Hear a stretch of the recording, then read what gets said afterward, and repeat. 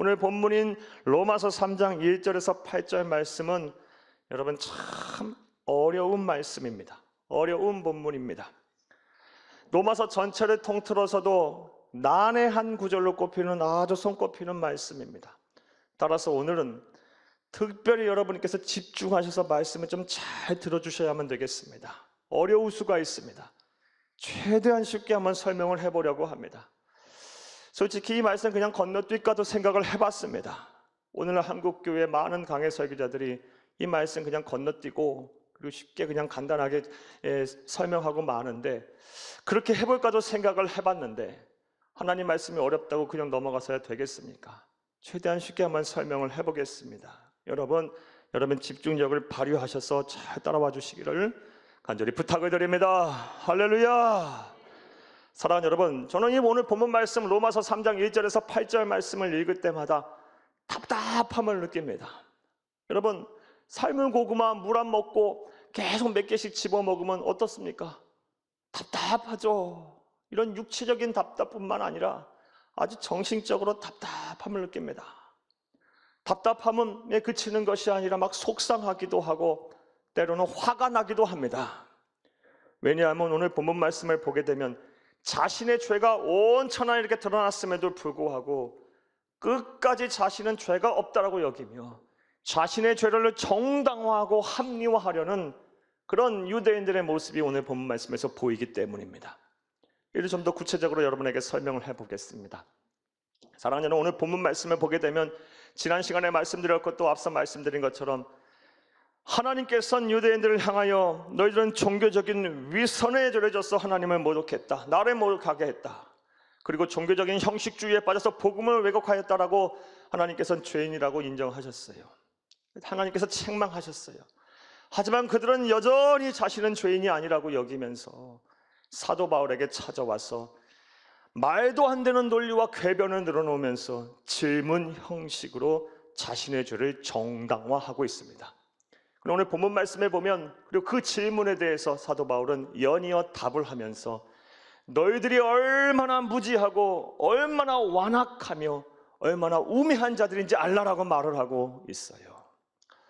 물론 어떤 성서신학자들은 이것은 직접 유대인들이 찾아와서 자신의 죄를 정당화하기 위해서 질문을 하고 사도 바울이 대답을 한 것이 아니라 이 사도 바울이 이 유대인들의 강교함을 예상하면서 미리 예상 질문을 만들어 놓고 그리고 예상에 대한 질문에 대한 답을 달아놓은 것이라고 주장하는 사람들도 있습니다.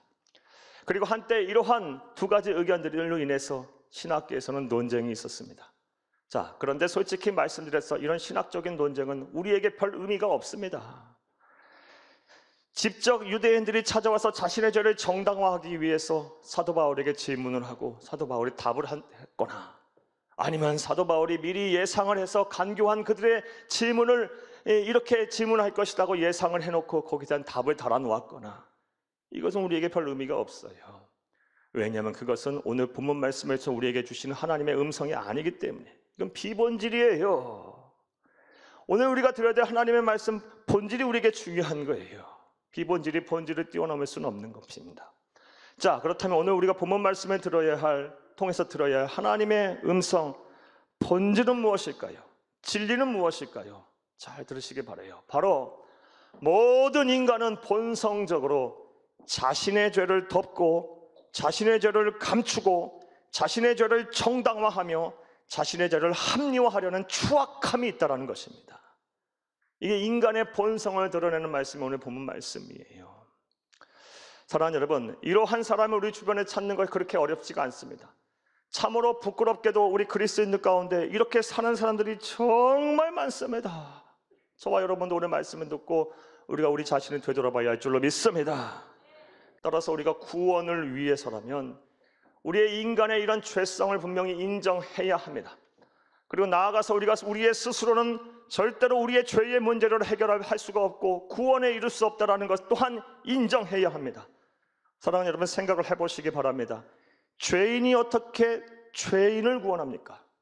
어떻게 죄인이 자신의 죄의 문제도 해결하지 못하면서 다른 사람의 죄의 문제까지 해결할 수가 있겠습니까? 인간은 인간 스스로가 구원할 수가 없는 거예요.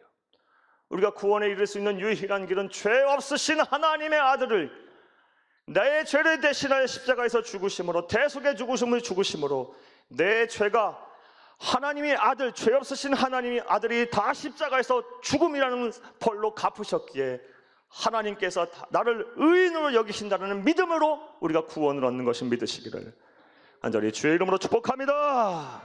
오직 예수를 그리스도로 믿는 믿음으로 우리가 구원을 받는 거예요. 자, 이제 이러한 사전 이해를 바탕으로 생각을 해보겠습니다. 오늘 본문 말씀은 앞서 여러분에게 설명드린 것처럼 자신의 죄를 정당화하려는 유대인들이 사도 바울을 찾아와서 질문한 내용입니다. 그리고 그 질문에 대해서 사도 바울은 답을 하였고요. 자, 그리고 우리는 그 답을 통해서, 이런 질문을 통해서 우리는 어떠한 영적 교훈을 얻을 수가 있을까요?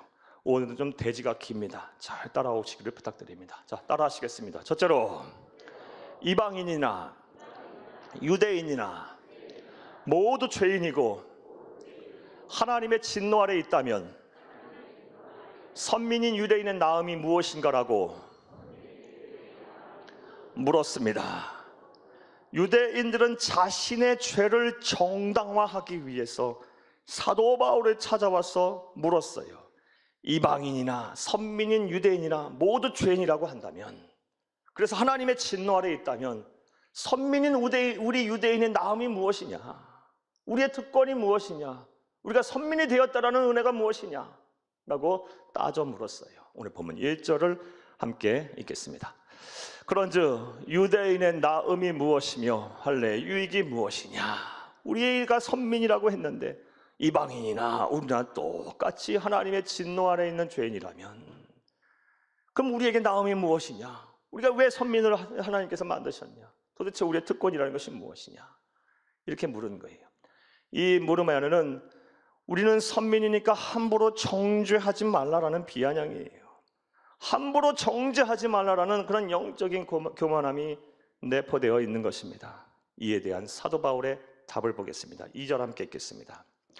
범사에 많으니 우선은 그들이 하나님의 말씀을 맡았음이니라. 아멘.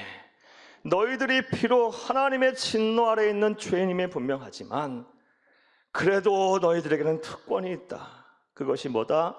하나님의 말씀을 맡았다. 하나님을 다른 이방 민족보다 먼저 알고 섬기게 된 그 특권이 있는데, 그 특권이 뭐다? 하나님의 말씀을 너희들이 맡았지 않느냐. 자, 그렇다면 하나님의 말씀을 맡았다는 것의 특권은 뭘까요? 이것은 신명기서 4장 6절을 통해 알 수 있습니다. 함께 읽겠습니다. 너희는 지켜 행하라. 이것이 여러 민족 앞에서 너희의 지혜요 너희의 지식이라. 그들이 이 모든 규례를 듣고 이르기를 이 큰 나라 사람은 과연 지혜와 지식이 있는 백성이로라 하리라. 아멘. 그들은 지혜의 보고인 하나님의 말씀을 다른 민족들보다 먼저 맡았어요. 그것으로 인하여 그들이 어떤 복을 누리게 됐답니까? 다른 나라 사람들, 다른 이방인들보다 더 지혜롭게 됐고 더 지식이 넘치는 그런 백성이 되었다라는 것입니다. 이게 유대인들의 특권이에요. 실제 이거는 인류의 역사를 통해서 증명이 돼요. 사랑하는 여러분, 유대인들은 인구수로 볼 때, 전 세계 인구수로 볼 때 아주 극소수예요. 하지만 우리는 잘 알고 있어요. 유대인들이 전 세계적으로 또 얼마나 지혜로운 민족인지 잘 알 수 있어요. 그래서 그것으로 인하여 부와 명예를 소유하고 있으면 또 알 수 있고요. 그들이 인류의 역사를 통해서 잘못한 것도 많지만 또 인류의 공헌한 부분도 많다는 것 또한 우리가 알고 있어요. 하나님께서 주신 특권이에요. 먼저 말씀을 주셨기에 그 지혜의 보고인 말씀을 주심으로 그들은 그 지혜의 말씀을 통해서 지혜를 얻고 지식을 얻어서 큰 나라 백성이 되게 하셨다는 거예요. 그들이 하나님을 먼저 알고 먼저 섬겼기에 이런 복을 주신 거예요. 따라서 우리는 이러한 유대인의 사례를 통해서 다음 같은 귀한 영적인 교훈을 얻습니다. 사랑하는 여러분, 유대인들처럼, 과거 이스라엘 민족들처럼 하나님을 단 1분 1초라도 먼저 믿고 먼저 섬기는 것이 큰 복임을 믿으시기를 간절히 주의 이름으로 축복합니다. 예수를 단 1분 1초라도 빨리 믿는 것이, 그것이 복임을 믿으시기를 간절히 주의 이름으로 부탁합니다. 또한 내가 힘있고 젊을 때, 내가 기회 있을 때, 내가 능력이 있을 때, 여유가 있을 때 주의 몸된 교회 하나님 나라를 위해서 열심히 일하는 것이, 그것이 복이고 그것이 은혜임을 믿으시기를 또한 간절히 주의 이름으로 축복합니다. 또 유대인들은 자신의 죄를 정당화하기 위해서 사도 바울을 찾아와 어떠한 질문을 했을까요? 그리고 사도 바울은 또 어떠한 대답을 했고 우리는 이를 통해서 어떠한 영적인 교훈을 배울 수가 있을까요? 따라 하시겠습니다. 둘째로, 선민인 유대인 중 누군가가 죄를 범하여 하나님의 심판을 받는다면 하나님은 불의하신 것이 아닌가라고 물었습니다. 선민인 유대인 중 누군가가 죄를 범해서 하나님의 심판을 받는다면 하나님 신실하시지 아니하신 것이 아닙니까? 불의하신 것이 아닙니까? 라고 물었어요. 사랑하는 여러분, 지난주 우리가 살펴보았듯이 로마서 2장에서 성령의 감동을 받은 사도 바울은 말씀에 불순종하고 구원의 확신이 없은 채 종교적인 형식인 할례를 행해봐야 아무 소용없다, 무할례다 라고 말했어요. 그리고 할례는 어디다 하는 거다? 마음으로 하는 거라 그랬어요. 형식 다 필요 없다. 자, 이 소리를 듣자 유대인들은 도저히 용납이 안 된 거예요. 이 얘기는 곧 자신들을 향하여 죄인이란 얘기거든요. 구원 못 받았다는 얘기거든요. 하나님의 진노 아래 있다는 얘기거든요. 그래서 지금 다음과 같이 따져 물어요. 3절을 함께 읽겠습니다. 어떤 자들이 믿지 아니하였으면 어찌하리요? 그 믿지 아니함이 하나님의 미쁘심을 패하겠느냐? 아멘. 이거 3절만 읽으면 무슨 소리인지 모르겠어요. 번역이 참 어려워요. 원문에 가깝게 번역을 해드린 것이, 직역을 해서 쉽게 번역을 해드린 것이 여러분 말씀드린 함께 읽은 대지예요. 선민인 유대인 중 누군가가 죄를 범하여 하나님의 심판을 받는다면 하나님 불의하신 거 아닙니까? 그래도 이해 안 되실 것 같아서 다시 쉽게 한 번 더 설명해 드릴게요. 유대인들이 사도 바울에게 와서 물은 거예요. 너희들이 당신이 나에게 말한 것처럼 우리가 하나님의 말씀에 불순종하여 구원을 받지 못한다면 하나님께서 우리를 향하신 약속을 어기신 거 아닙니까? 분명 구약의 말씀 우리 조상 아브라함에게 말하기를 할례를 행하면 우리를 지키시고 보호하시고 우리를 구원하신다고 말씀하셨잖아요. 언제 할례를 하라고 할 때는 언제고, 할례는 마음에 하는 거라니요. 이거 하나님 약속 파기하신 거예요. 하나님 불의하시잖아요. 나 이런 하나님 못 믿겠어요, 이 얘기예요. 이해되셨습니까? 이에 대한 사도 바울의 답변을 보겠습니다. 4절을 함께 읽겠습니다. 그럴 수 없느니라. 사람은 다 거짓되되 오직 하나님은 참되시다 할지어다. 기록된 바 주께서 주의 말씀에 의롭다함을 얻으시고 판단받으실 때에 이기려 하심이 함과 같으니라. 아멘. 또 이건 무슨 말씀이에요? 또 번역이 어려워요. 또 참 이해하기가 어려워요. 쉽게 이 뜻을 알려드릴게요. 죄는 너희들이 져놓고서 왜 하나님의 신실함을 의심하느냐? 하나님의 말씀도 의롭고 하나님의 판단도 의롭다. 왜 너희들이 잘못하고 너희들이 죄를 져놓고 왜 하나님 탓을 하느냐? 하나님이 왜 부정하다고 하느냐? 불의하다고 하느냐? 왜 약속을 안 지킨다고 하느냐? 하나님은 신실하시다, 이 얘기예요. 이해되셨어요? 자, 그런데 지난날 유대인들이 범했던 이 과오를 오늘날 우리 그리스도인들이 종종 범해요. 너무 쉽게 범해요. 잘 들어보세요. 여러분 스스로 점검해 보세요. 우리 가운데 이런 분들 많으실 거예요. 내가 기도하지 아니하고 내가 하나님의 말씀에 불순종하고 주의 나라와 주의 몸된 교회 어려운 이웃들을 위하여 한번 희생도 안 해보고 헌신도 안 해보고서 그리고 나서 하나님 탓을 해요. 왜 하나님 내 기도 제목 안 들어줘요? 왜 내 마음의 소원을 안 들어줘요? 그러면서 또 나아가서 이야기를, 하나님 없나 보다, 예수 믿어도 별거 없나 보다, 소용 없나 보다, 하나님 불의하신가 보다, 이거 다 종교적인 허상인가 보다, 이런 소리를 하세요. 그럼 믿음이 흔들려요. 하나님의 실존을 부정해요. 이게 유대인들이 범하는 과오가 그게 다른 점이 없어요. 그게 다른 것이 아닌 거예요. 사랑하는 여러분, 내가 하나님으로부터 복을 받지 못했다면 하나님이 불의해서가 아닙니다. 하나님께서 약속하신 것을 어기시는, 시건하시는, 거짓말하시는 분이셔서 그런 것이 아닙니다. 모든 문제의 근원은 나에게 있는 거예요. 거기서부터 시작을 해야 되는 거예요. 내가 기도하지 아니하고 내가 헌신하지 아니하고 내가 희생하지 아니하고 내가 하나님의 말씀에 불순종한 것으로 인해서 하나님께서 복을 안 주신 것이지 하나님이 불의해서 그러신 것이 아니에요. 부디 오늘 말씀을 들으시는 모든 분들이 지난날 유대인들이 범했던 과오에 빠져서 자신의 죄를 정당화하려는 이런 과오에 빠져서 자신이 죄를 져놓고 하나님이 불의하시다 하며 하나님의 신실함을 의심하고 부정하는 그런 이들이 없기를 간절히 주의 이름으로 축복합니다. 축복합니다. 자, 또 자신의 죄를 정당화하기 위해서 유대인들은 사도 바울을 찾아와 어떠한 질문을 했을까요? 그리고 그들의 질문에 사도 바울은 어떤 대답을 했을까요? 따라 하시겠습니다. 셋째로, 우리가 죄를 범하고 악을 행하여 하나님의 의로우심이 더욱 부각된다면 죄를 범하고 악을 행해도 되는 것이 아닌가라고 물었습니다. 이건 또 도대체 무슨 소린가요? 이거는 한마디로 하면 말도 안 되는 솔직히 말해 궤변입니다. 아무 논리가 없는 궤변입니다. 사랑하는 여러분, 앞서 이 사도 바울로 하여금 책망을 들었어요. 어떤 책망을 들었습니까? 죄는 너희들이 져놓고 왜 하나님의 신실하심을 의심하고 부정하느냐라는 책망을 듣게 되자 이제 유대인들은 갈 때까지 갔어요.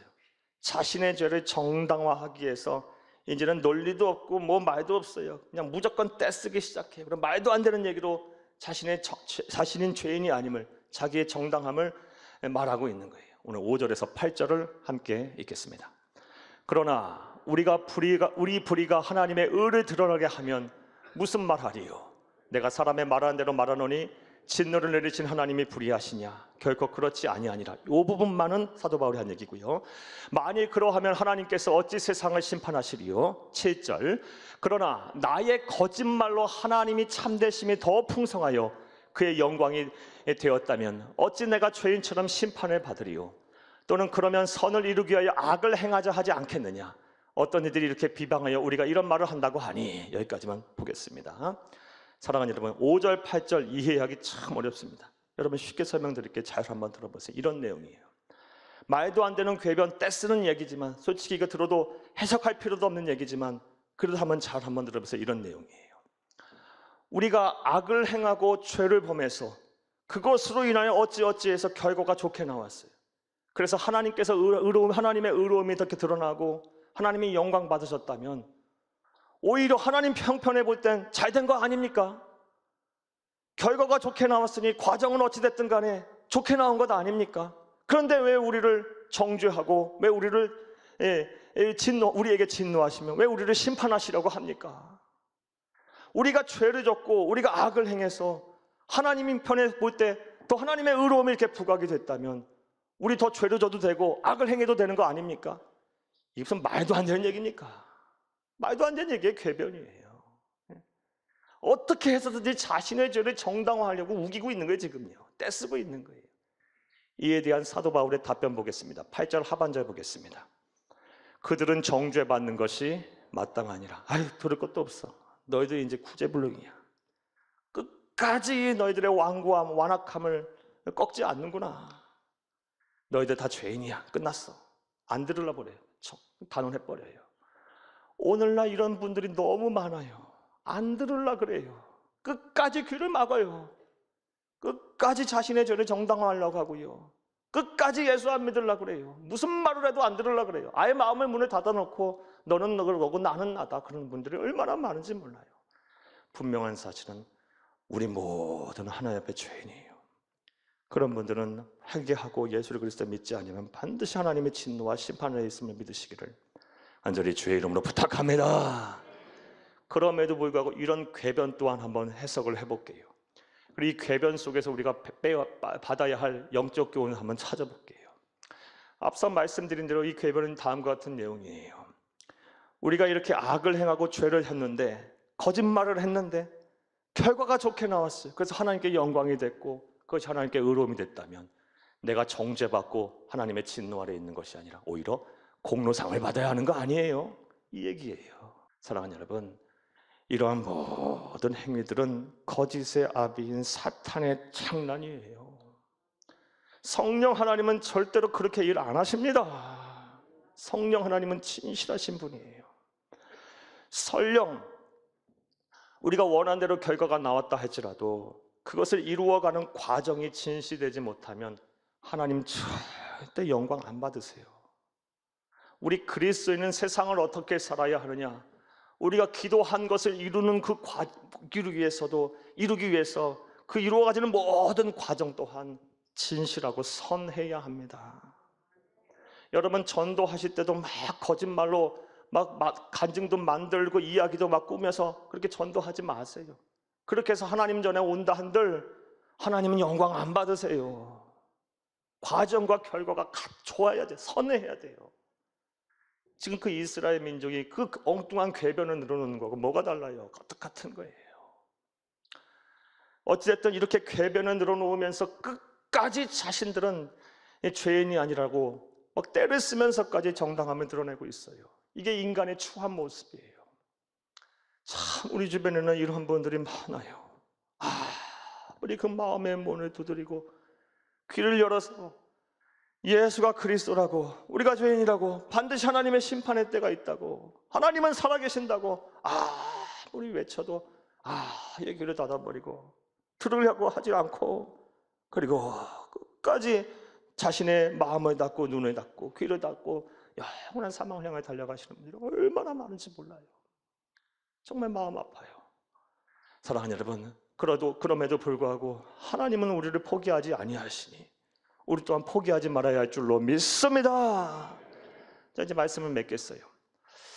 오늘은 인간이 자신이 죄를 짓고 즉시 회개하지 아니하면 자신의 죄를 정당화하기 위해서 얼마나 집요하고 그리고 영악하게 자기의 자신의 죄를 정당화하는지 유대인의 예를 통해서 살펴보았어요.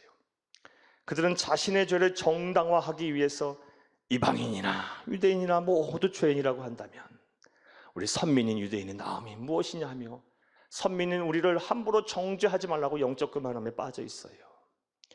또한 선민인 유대인 중 누군가 죄를 범하여 하나님의 심판을 받는다면 하나님 불의하신 거 아닙니까? 막 따져 물어요. 죄는 자신들이 져놓고 하나님의 신실성을 막 의심해요. 하나님 살아계시긴 한 거야. 죄는 자신들이 범해놓고 하나님의 말씀에 불순종해놓고 희생과 헌신 한 번 없이 왜 내 기도 응답 안 하시는 거야? 하나님 살아계시기는 한 거야? 그저 하나님이 주시는 복만 받아 누리려고 해요. 나아가서 유대인들이 죄를 범하고 악을 행하여 하나님의 의로움이 드러났다면 그러면 오히려 하나님 편에 잘된 거 아니야? 나는 죄를 져도 괜찮아. 말도 안 되는 궤변을 늘어놓으면서 끝까지 자신의 고집을 안 꺾고 자신의 죄를 정당화하려고 있어요. 자, 그런데 이런 말들을 하고 이런 행동을 보이는 유대인들을 바라보는 하나님 아버지의 심정은 어떨까요? 사랑하는 여러분, 하나님은 수많은 민족과 열방 가운데 히브리 민족, 이스라엘 민족을 가장 먼저 선택해서 그들을 양자 삼으셨어요. 그리고 그들의 역사 속에 들어가셔서 그들을 통하여 당신의 나라를 이 땅에 이루시길 원하셨고, 그리고 온 인류를 구원하시라고 했어요. 그런데 하는 이들이 이런 짓을 하고 있어요. 자신의 죄를 끝까지 정당화하려고 있어요. 하나님 아버지의 마음은 어떨까요? 막 찢어지고 갈라지고 말도 표현 없이 마음 아파하실 거예요.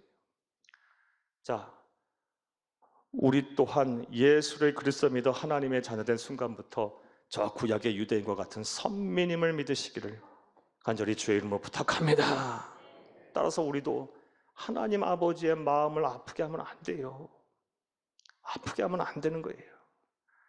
사랑하는 여러분, 우리가 세상을 살다 보면요, 죄를 안 짓고 살 수가 없어요.